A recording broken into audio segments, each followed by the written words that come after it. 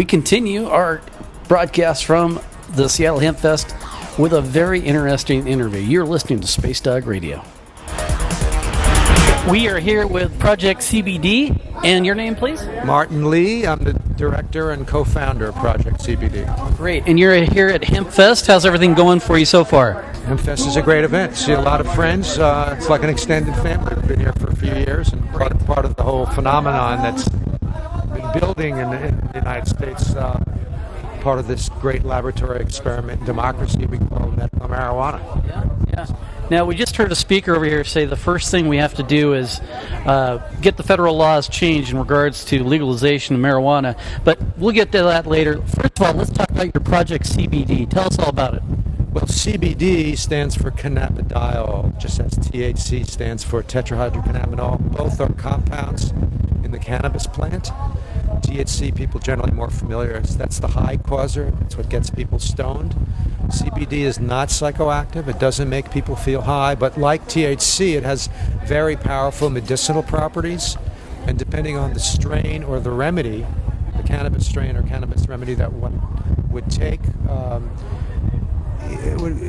depending on how much CBD and how much THC in there would determine how psychoactive it would be. And for people who are not comfortable with the psychoactivity of what's generally available on the black market or in the dispensaries or now the recreational stores in Washington and Colorado, tends to be the THC dominant varieties that can get you very high. Of course, it depends how much you take, but with CBD as part of the mix, people who are not comfortable with the THC dominant product, not familiar with, or just simply are not where they're at, now can benefit from cannabis medicinally, because if they access a particular medicine that has sufficient amounts of CBD, it really won't be psychoactive. The CBD neutralizes THC's psychoactivity, again, depending how much is in there. So that broadens the whole potential patient community. People generally know in the United States there's something going on therapeutically with marijuana. That's not a debate that's raging anymore. That's a huge majority of Americans are pro-choice with respect to medical marijuana. But most don't use marijuana and might be wary of it. They not understand it, whatever reason. It might be very good reasons they don't want to use it. With CBD is now having been reintroduced to the medical marijuana community starting in 2009, about 5 years ago now, and slowly gaining acceptance. A year ago with the Sanjay Gupta program on CNN, now it's a national news story of great interest to many people, particularly parents with children with extreme seizure disorders and other conditions. So getting back to your original question, what Project CBD is, it's an information service, an educational service. We report on the scientific research into the cannabinoids like THC and CBD that are done by scientists all over the world, but mainly animal studies on the molecular pathways of these compounds, what they do in the brain, how they confer their effects. It's very interesting, remarkable research being done, but for many years it was only scientists talking to each other. My colleague Fred Gardner and I, who co-launched Project CBD, we were journalists who were covering those conferences, learning about particularly what was being discovered about CBD, which was quite amazing. I mean, CBD makes new brain cells grow in adult mammals. I mean, just remarkable things that scientists were documenting, but it wasn't available back in the United States, even in the medical marijuana world, because the CBD had been largely bred out of these strains inadvertently by cannabis horticulturalists who were thinking that they needed the most strongest high-causing strain because that's what the market, that's what consumers wanted, that's what patients wanted, that's all we really knew. And serendipitously, certain strains were bred that unknowingly had this in it. It was discovered with some of the new labs that were emerging to test the strains as a part of the cannabis industry, initially in California, now in other states, including Washington. So what Project CBD, in essence, does, Project CBD reports on what scientists are learning about the cannabinoids, in particular CBD and THC and others, and shares that information with the medical marijuana community, the physicians, the patients, and others. And once the strains were rediscovered and the products started to become available, the question for us was to or the challenge was to monitor what was happening when patients and doctors were using and recommending it. What experiences were being had, and would it be anything like what the scientists were reporting what was doing to rats' brains?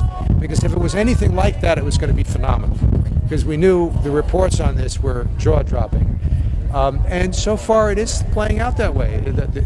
Just the seizure disorders alone, what it sometimes does for the children, the CBD dominant products with very little THC, they're like a magic bullet almost. But it turns out that CBD combined with THC is a very versatile, medicinally very powerful, potentially applicable for many, many different conditions, not just for epilepsy. So now we report also not just what the scientists are doing, but what the patients and doctors are learning. We report on that to the scientists, so they can, because these worlds are not coordinated together. Largely because of prohibition, you can't work on humans still, remarkably, for government-approved scientific research. But this is grand experiment unfolding anyway. Well, we have to know what's going on, and our job is to report on it. Now, some of the most powerful lobbies in the United States are insurance companies and pharmaceutical companies. Do you think that they're looking at this kind of on the sidelines going, we may be able to tap this market when we really get this through federal law? Or, I mean, we're talking 20 years down the road potentially. But do you think they're really looking at this as a viable market? Well, I can tell you every major pharmaceutical company has been or is investigating cannabinoids. But the big pharma approach is very single molecule oriented. That's what the FDA basically is set up to do, to approve single molecule synthetic compounds that have what they want is predictable results from specific dosages, and all this is geared towards certain kind of products. But those products are not necessarily herbal products that are complex. They call it crude products. By crude, they mean many different compounds. Cannabis has hundreds of different medicinal compounds. CBD and THC are perhaps the most well-known.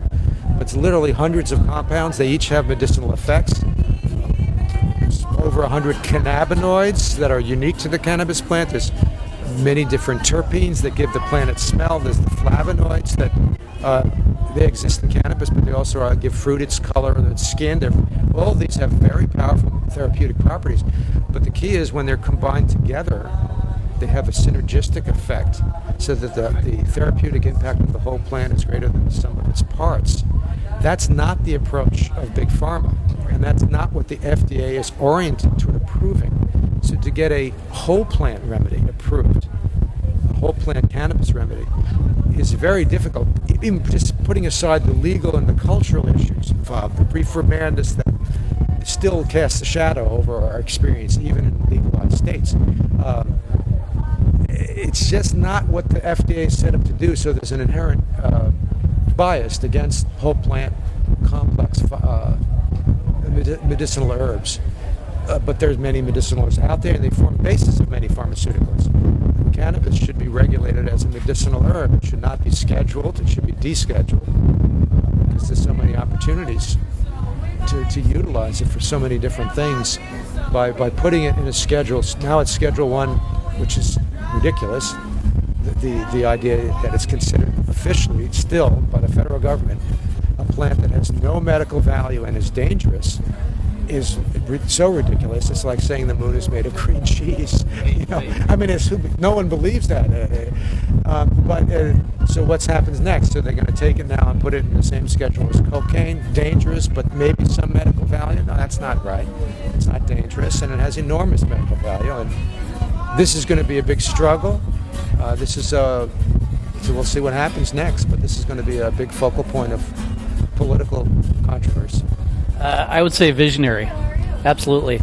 Martin Lee, director of Project CBD. You can find them at www.projectcbd.org and look for their book, Smoke Signals, The Social History of Marijuana, Medical, Recreational, and Scientific. Martin, thank you again for talking to Space Dog Radio. Really appreciate it. Have a great time at Hempfest and in Seattle. Thank you. Good luck.